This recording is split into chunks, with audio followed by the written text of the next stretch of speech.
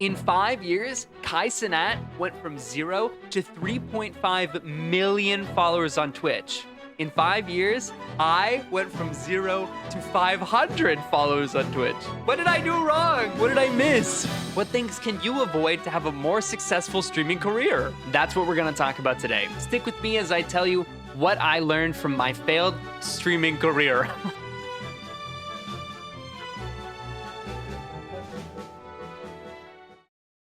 Hi, I'm Matt.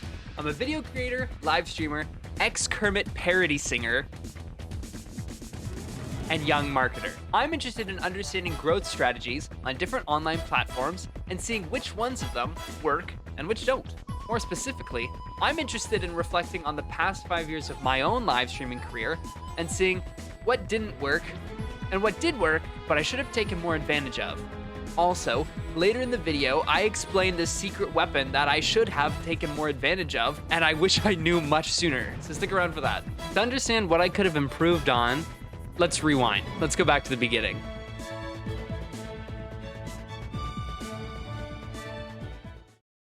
Well, hello there. My name is SkipTheBaconLover. Okay, not that far. On December something, 2017, I went live for the very first time on YouTube. Hey, we got audio now. I did it. Caleb wins. Caleb fixed the audio. Skip's PC building live stream. My friend Caleb and I built my very first streaming PC. The quality was bad. The audio was pretty horrible too. The hair was so bad. But from there, it was only up. Happily, I was somewhat self-aware of myself back in those days, and the quality happily began to trend upwards. Over the next months, I began to understand OBS stream settings, talking to people live, and being consistent with my stream schedule. And as for stream topics, I would pick a game that I wanted to play or I had enjoyed in the past, and I enjoyed that with everybody. This stuck, and I continued to stream a variety of topics. To be honest, I really had no idea what I was doing, but I loved every second of it. I met some really great people during this time. Then, I was multi-streaming to both YouTube and Twitch at the same time through Restream.io. And this is where I encountered my first difficulty. Twitch or YouTube? At that time, YouTube wasn't offering channel memberships, so I decided to focus on Twitch so that I could strive for that affiliate status. And I got it. It was a big moment.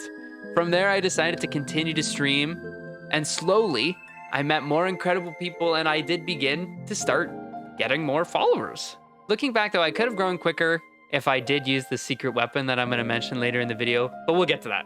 I would rotate through different overlay designs until settling with the one that I have now. But sadly, 2021 was the year that I started to lag behind on streaming. Breaks between streams grew in length, with weeks between live dates turning into months. I began focusing more on my physical job and opportunities as my life continued. I chose to prioritize those things. I was pretty lax in 2022, and I didn't see much growth on my Twitch channel then. So what did I do wrong?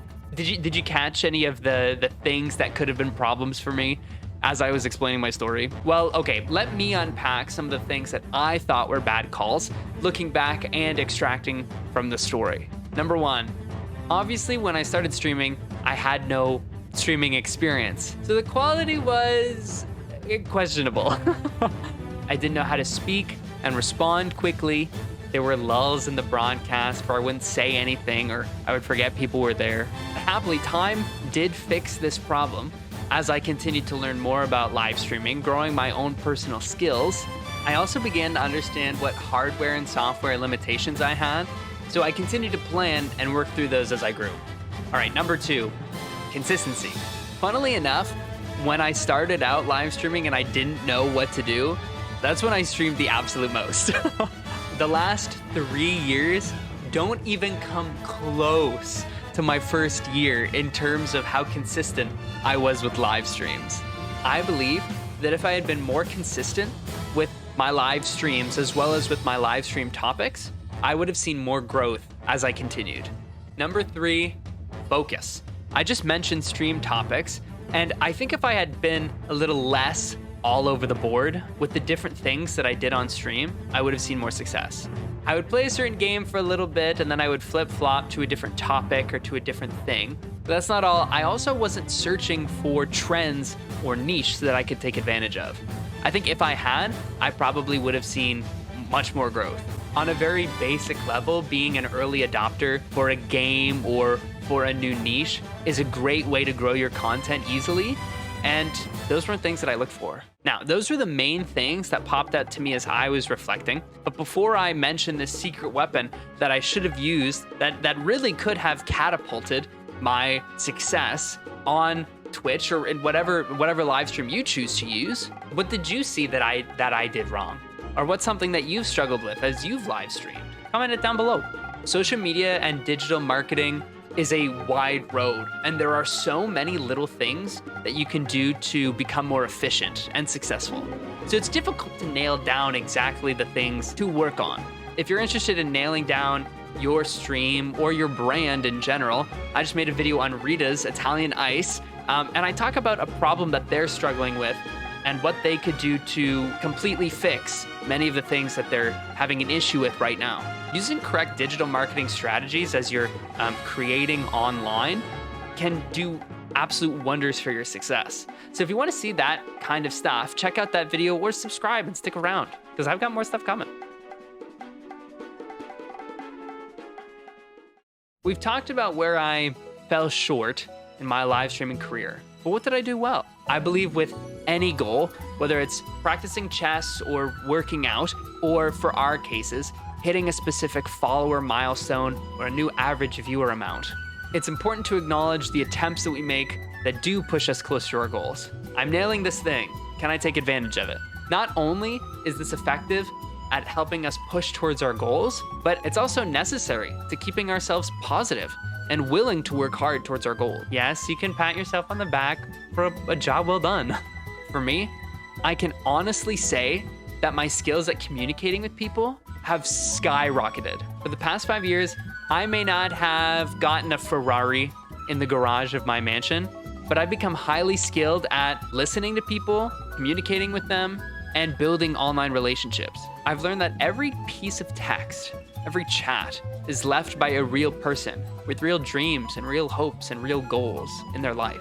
I feel blessed that I'm able to talk to real people and that I'm able to strengthen my skills at communicating and listening.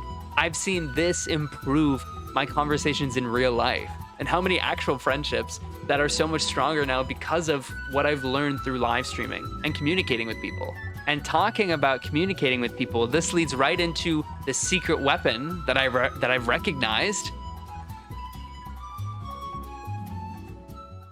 Networking. You've heard the saying, it's all about who you know, and that is nothing but the truth in live streaming. If you're searching for strategies for growing your own live stream, you've probably even heard networking be mentioned quite a few times. And that's probably because of how insane it really is at growing your channel. Very, very simply, networking is connecting with people that have similar ideas to you and want to achieve similar things. The crazy growth begins when you take a step forward and begin to create with these people. That's one of the largest reasons why current online personalities are as large as they are. Cenat, Ludwig, Adin Ross. These streamers, for example, engage and make content with people like-minded to them. This has exploded their viewer counts. To share a personal example, 2 years ago, I decided to go out on a limb and join a small streamer Discord server, and I decided to send out a message asking if anyone wanted to play, that's right, Among Us. After initially getting together, I saw massive increases in my average viewership, my active chatters, and in my motivation to continue to live stream. I was really lucky to meet this group of people, and I'm so happy that just about all of us are still talking to this day. I'm sorry, but I'm not actually doing. Danny. Oh! Oh my gosh! Favorite characters. Double the name. Double the fun. Game of Bacon Bet. So, somebody just subscribed. So many things. Whoa, what the heck? Whoa! Ilso! No, you didn't have to do that, man.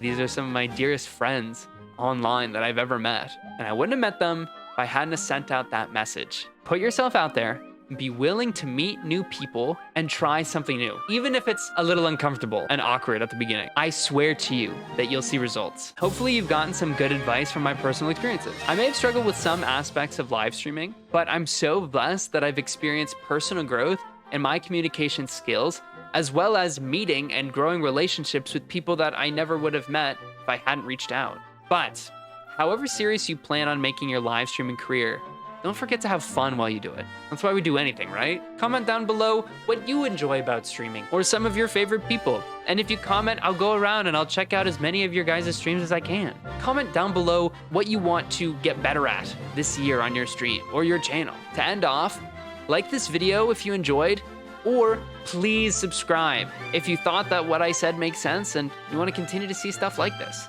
My friend Crimson challenged me to get 100,000 views before February, and I have to do it just to rub it in his face. So come on, stick around, help me out, and thank you again for watching this video and for watching any of my videos. I really appreciate it. See you next time, and keep loving bacon, kids.